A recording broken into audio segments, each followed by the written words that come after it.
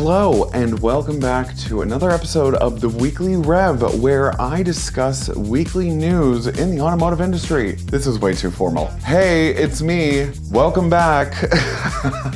Today's theme is green because I'm wearing green on my top and my couch is green. Wow, color matching, incredible. Today's theme is also concept cars. So let's get into it and welcome back.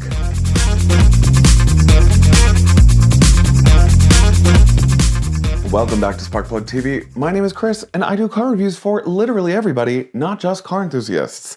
Before I begin today's video, as always, please do me the biggest favor ever and like this video. Comment something down below. I am distracted by a squirrel right now. And hit that bell icon so that you get notified whenever I drop a new video, which is whenever I can. That squirrel is so cute though.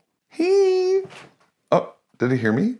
Oh, it definitely sees me now. Okay, anyways, geez. This past week was the 2025 Japan Mobility Show, which not only had some of the coolest tech that I've seen in a while, but they also had a plethora of concept cars from Japan's top automakers. And I'm really excited to talk about them. First and foremost, the Toyota Corolla concept. Wow. I cannot believe that this thing is going to be considered a Toyota Corolla because from what I've heard, that thing is like almost ready for production. It's going to come in a modular form where it's going to have like an EV component, it's going to have a plug-in hybrid component, it's going to have a gas-only component, so it's going to be very modular in that sense. But what I can't get over is the sheer design of that thing. What? The Corolla is literally the most pedestrian thing on the road right now. This is not going to be pedestrian, but what I'm worried about is the fact that like the price tag is going to skyrocket. Yes, it is pedestrian in the sense that like it is not the most sought after vehicle, but it is cheap, it's reliable, and it makes a lot of sense for a lot of people, and I think it's a great option. But the way that this thing looks, and I'm going to say Cyberpunk 2077 a lot in this video, so please bear with me. It literally looks like something out of Cyberpunk 2077. I've also been playing a campaign on there right now, but it does. It looks like something out of Cyberpunk 2077, and they're trying to shy away from the fact that it looks like the most car that was ever a car and make it look like something that would, you know, excite everybody. I don't know if that's the right move. But it does look cool. I mean, as long as it starts in the 20s, still great. Okay, moving on to the Mazda Vision X Coupe concept. And oh my God, if this is a signal that the Mazda 6 is gonna come back, then hallelujah. Shouldn't quit my day job, should I?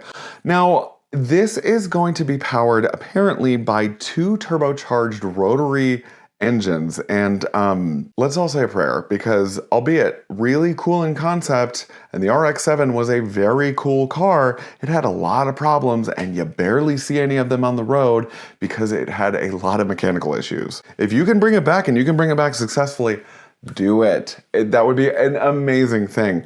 Not only that, but they're also saying that it's going to have over 500 horsepower and 100 miles of EV range, giving it a total of 500 miles of total range.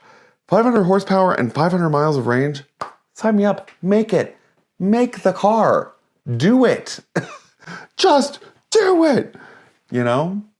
It looks great. It looks like a Mazda on the front end. It doesn't really look like a Mazda on the back, but I do welcome that new style motif that they got going on. The interior does look like the CX-5 that they just debuted, especially in the steering wheel. Not really my favorite. Don't love the lettering, especially the spacing of it. I don't want to get into it, but I'm excited for it regardless. I am a huge Mazda stan. If you've been watching my channel, you know that I am, so I'm pumped. Okay, finally this week for the concept cars, the Honda Micro EV. It's so cutie. It is a micro EV that Honda has been touting at this show, and I gotta say, I really hope that it comes to the States. It probably won't, but I hope that it does. I love a silly tiny little car. Like imagine me getting out of something like that.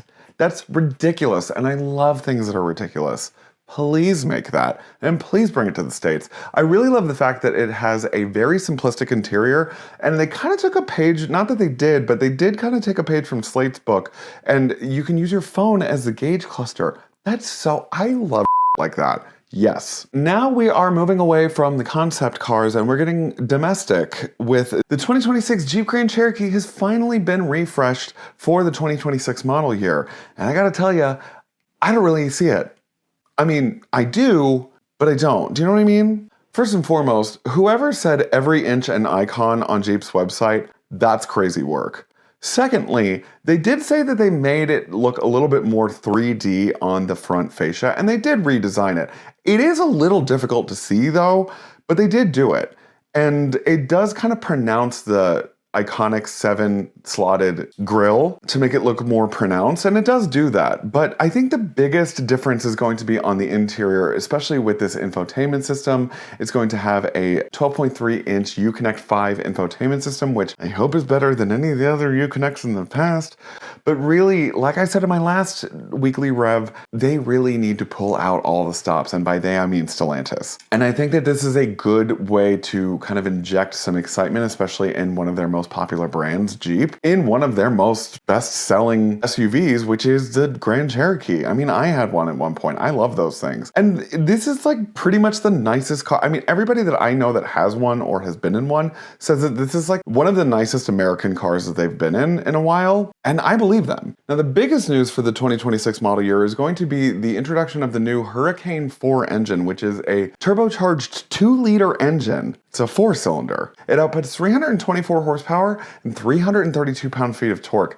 That's impressive. Now you're still gonna get the 4xe option, and you're also still gonna be able to keep the Pentastar V6, which, thank God.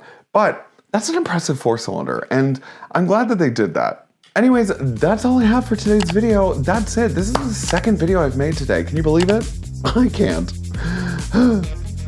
Please don't forget to like, comment, subscribe, and hit that bell icon so that you get notified whenever I drop a new video, which is at this point, Sundays and Tuesdays.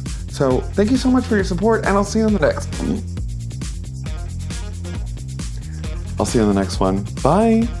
Hey Sparks, thanks for watching today's video. Do you want more Sparkplug TV content? Then you can choose one of these 3 options right over here. The middle button is to subscribe to my channel, so please do that. Right over here. These 3. I can't see them in real life, but they're right here.